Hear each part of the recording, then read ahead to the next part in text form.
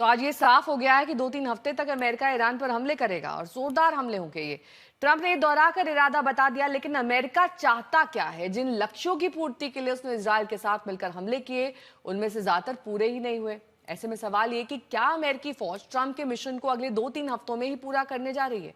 और सबसे अहम सवाल ये कि क्या ईरान के पलटवार के बीच अमेरिका के लिए आने वाला समय इतना आसान रहने वाला है?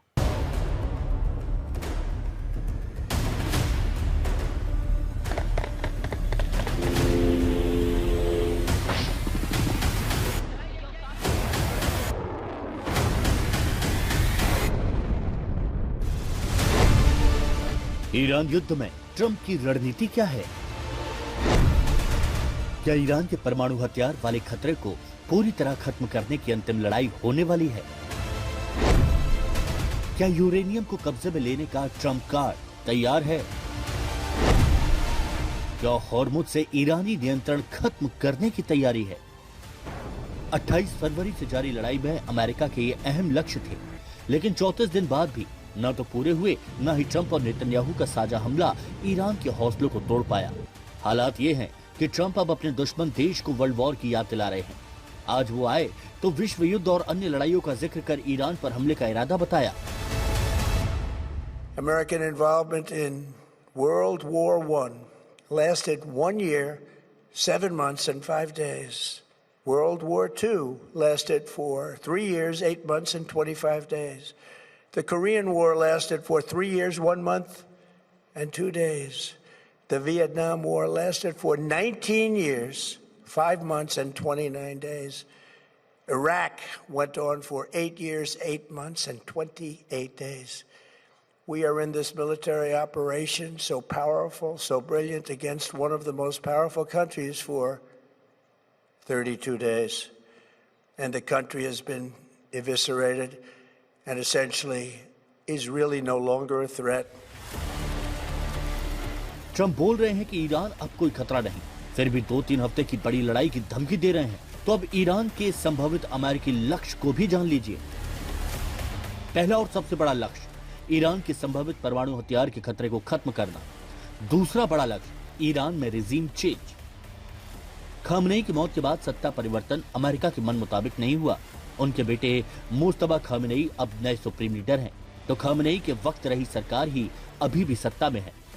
लेकिन अमेरिका का असल लक्ष्य परमाणु हथियारों के किसी भी खतरे को पूरी तरह तबाह करना है। अब तक दावा किया जाता रहा है कि नतांज, इस्फहान और फोर्डो ईरान के सबसे अहम परमाणु केंद्रों में से हैं। इन्हीं में से किसी जगह पर ईरान ने करीब अपने 60% यानी करीब 200 किलो संवर्धित यूरेनियम छिपा रखे हैं। अमेरिका ने इसी यूरेनियम के भंडार को जब्त करने का टारगेट सेट कर ईरान पर हमला किया। Tonight, every American can look forward to a day when we are finally free from the wickedness of Iranian aggression and the specter of nuclear blackmail. Because of the actions we have taken, we are on the cusp of ending Iran's sinister threat to America and the world. And I'll tell you, the world is watching. And when we do, when it's all over, the United States will be safer, stronger, more prosperous, and greater than it has ever been before. ऐसे में सवाल उठता है कि क्या अगले 2 से 3 हफ्तों में अमेरिका इसी मुहिम को और तेज करने वाला है? ईरान की रीढ़ कहे जाने वाले खार्ग द्वीप पर भी अमेरिकी नजर है। ट्रंप अपना इरादा भी जता चुके हैं। तो क्या अमेरिका का दूसरा टारगेट खार्ग भी है? जारी युद्ध में अमेरिका ने अपनी पूरी ताकत झोंक दी।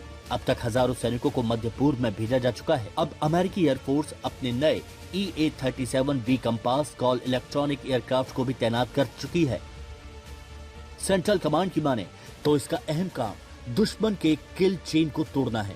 ये एयरक्राफ्ट दुश्मन के एयर डिफेंस सिस्टम को अंधा कर देता है। इससे दुश्मन के रडार जाम हो जाते हैं। नेविगेशन सिस्टम और कमांड एंड कंट्रोल कम्युनिकेशन को भी ठप कर दिया जाता है। अमेरिका ने अपने समुद्री बेड़े के अहम युद्धपोतों को भी मध्य पूर्व में भेज दिया है, लेकिन इस युद्ध ने अमेरिका को बड़ी चोट पहुंचाई। 13 सैनिकों की मौत हो चुकी है, अरबों का नुकसान हुआ, साथ ही अमेरिका महंगाई की मार झेलने लगा है। इसी चोट को लेकर नेशनल काउंटर टेररिज्म सेंटर के डायरेक्टर रहे और हाल ही में ट्रंप की नीतियों से नाराज होकर इस्तीफा देने वाले जो केंट ने एक बार फिर सवाल उठाए। ट्रंप के राष्ट्र के नाम संबोधन के बाद जो केंट ने कहा कि हम मध्य पूर्व में अपने सर्वश्रेष्ठ लोगों की और अधिक मौत करवा कर अपने शहीदों का सम्मान नहीं करते। हम अपने शहीदों का सम्मान अतीत से सीख लेकर और केवल अपने राष्ट्र की रक्षा में रक्त बहाकर करते हैं। अपनी मर्जी के इस युद्ध से बाहर निकलने का सबसे अच्छा समय अभी है, इससे पहले कि हम और जाने गंवा दें। 33% लोग युद्ध को सपोर्ट कर रहे हैं। इसमें गिरावट आई है, जनमत को भापा है कि आप अगर चाहते हैं वहां से स्ट्रेट ऑफ हॉर्मुज ओपन हो जाए तो जाइए, आप वहां से अपना काम कर सकते हैं। और अगर आपको ऑयल में दिक्कत, खरीदने में प्रॉब्लम आ रही है तो हमारे पास सही और हमसे आप ऑयल खरीद सकते हैं। तो एक सटल मैसेजिंग भी उन्होंने की, लेकिन ये नहीं कहा कि ये युद्ध जो है वो खत्म कब होगा और कैसे होगा। देखिए, स्पीच का सिग्निफिकेंस तो यही है कि उनकी जो रेटिंग्स है पिछले कुछ 8 दिन में, पिछले हफ्ते की रेटिंग और इस हफ्ते की रेटिंग्स, स्पेशली वॉर को अप्रूवल को लेकर, वो काफी कम आई है। अब केवल 33% ऐसे लोग हैं, 33% अमेरिकन जो सपोर्ट करते हैं इस ऑपरेशन को, जो हम 40s में, मिड 40s में था लास्ट कुछ 7 या 8 दिन पहले। तो आई थिंक वो एक सेंटिमेंट है, उसे उन्होंने भांपा है और शायद उनका जो व्हाइट हाउस की टीम है, एडमिनिस्ट्रेशन, उसने निर्धारित किया होगा कि एक एड्रेस दे के, देश को समझा के कि क्यों हम इस युद्ध में हैं और क्या इसकी वजह रही है और हम कहां तक सक्सेसफुल हो पा रहे हैं। आई थिंक, मुझे लगता है कि ये एक डोमेस्टिक ऑडियंस के लिए मैसेजिंग थी। ट्रंप कह रहे हैं कि अगले 2-3 हफ्ते बड़े एक्शन वाले हैं। वहीं उनके रक्षा मंत्री ने 4 से 6 हफ्ते तक की मियाद बता दी है। लेकिन ईरान ने जवाबी कार्रवाई कर अमेरिका को हैरान कर दिया। ऐसे में एक बात तो तय है कि आने वाले समय में युद्ध और भीषण होने की पूरी आशंका है। आज तक ब्यूरो। ट्रंप ईरान को धमकी दे रहे हैं और ईरान डटा हुआ है। अमेरिका बम बरसा रहा है तो ईरानी मिसाइल भी गल्फ में अमेरिकी ठिकानों को तबाह करने में लगे हैं। लेकिन ट्रंप ने हॉर्मुज पर आज जो बयान दिया, उससे एक बात तो साफ है कि यह संकट अभी टलने वाला नहीं है। क्या हॉर्मुज पर हिम्मत हार गए ट्रंप? क्या हॉर्मुज को खोल पाना अमेरिका के लिए नामुमकिन है?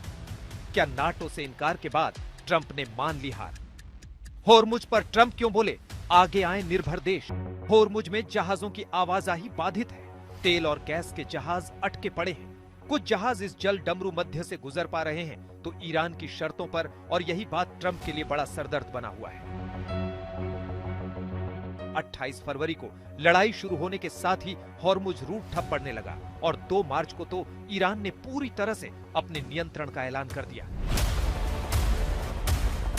तब से हॉर्मुज पर ईरानी नियंत्रण ने दुनिया के कई देशों के लिए मुश्किलें बढ़ा दी हैं और इसकी जद में अमेरिकी अर्थव्यवस्था भी है।